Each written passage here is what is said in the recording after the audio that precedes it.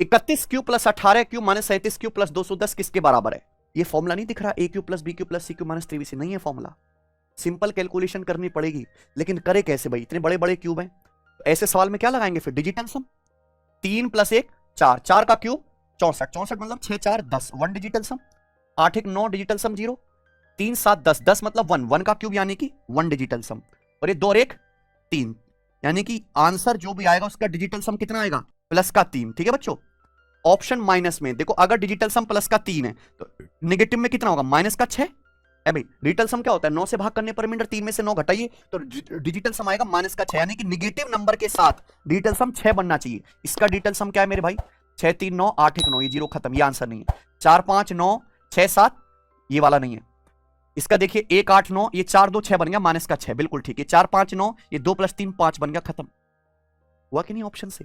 Digital sum, unit digit, approximation, option elimination, ये सब technique आपको सीखने में सिखाऊंगा। एक ट्राइंगल का इंसेंटर है 3 4 पे। The length of altitude from the incenter to side A B 2 unit. Incenter से भुजा ए बी की दूरी है 2 यूनिट।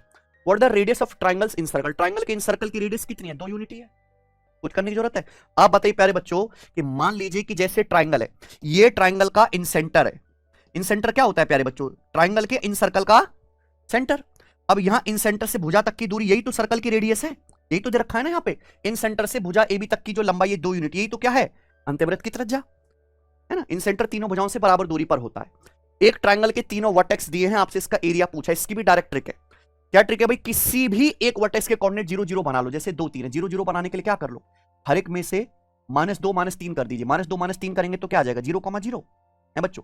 या -2 करेंगे 7 -2 5, और एक में से भी -3 करेंगे, माइनस का। हर वर्टेक्स में से 2 और 3 माइनस कर लीजिए। 4 में से 2 घटाएंगे 2, और 6 में से 3 घटाएंगे 3।